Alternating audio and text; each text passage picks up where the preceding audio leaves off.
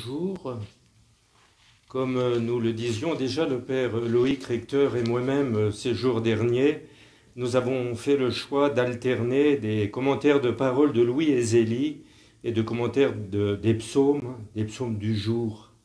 Donc je m'arrêterai plus particulièrement aujourd'hui sur le psaume 80 qui est proposé pendant la messe et le psaume 50 qui est proposé pendant les laudes. Le refrain du psaume 80 qui est proposé est soit c'est moi le Seigneur ton Dieu, écoute ma voix, ou dans d'autres traductions, aujourd'hui ne fermons pas notre cœur, mais écoutons la voix du Seigneur. Aujourd'hui, notre cœur, la voix du Seigneur.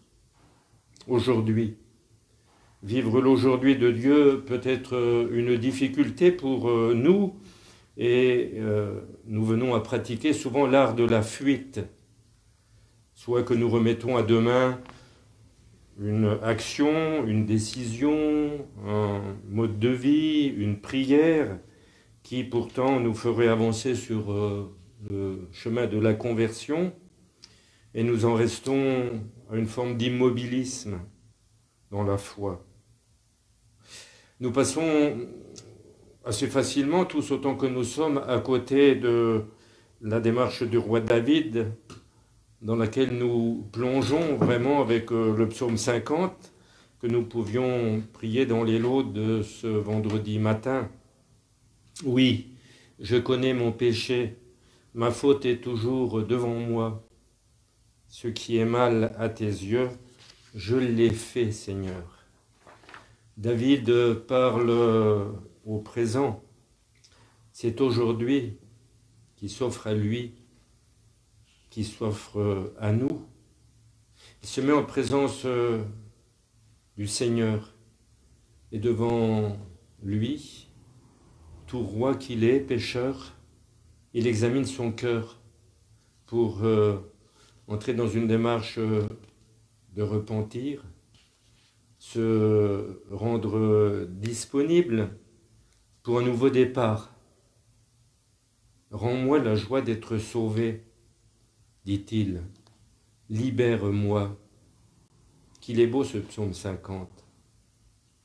Dans le psaume 80 de l'Eucharistie de ce jour, le Seigneur déplore que son peuple ne suive pas le chemin d'humilité de David, en quelque sorte.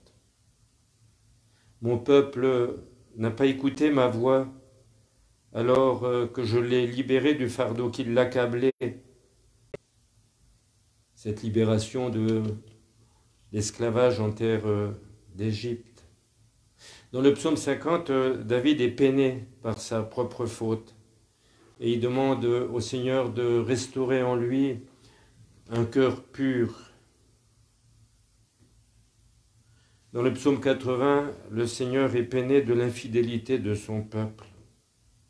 Écoute, je t'adjure, ô mon peuple, vas-tu m'écouter, Israël?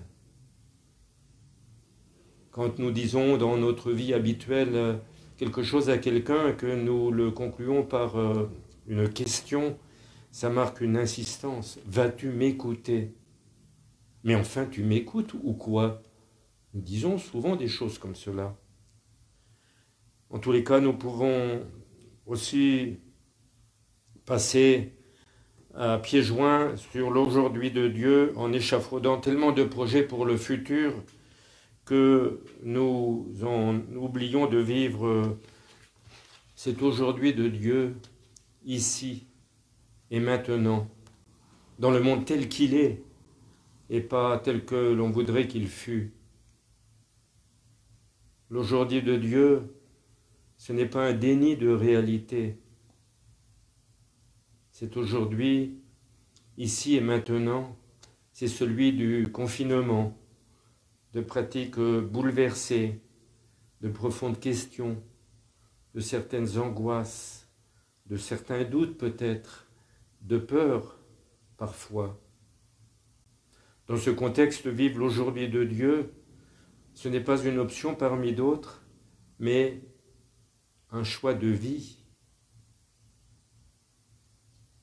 À chaque Notre Père, priez en ce temps d'épreuve, refondons le sens des paroles. Donne-nous aujourd'hui notre pain de ce jour, pain des corps, pain de la foi, pain pour des raisons d'espérer et d'aimer. Nous aurons ainsi mis en œuvre les paroles du refrain du psaume. Aujourd'hui, ne fermons pas notre cœur, mais écoutons la voix du Seigneur. Bonne journée dans la paix et la prière.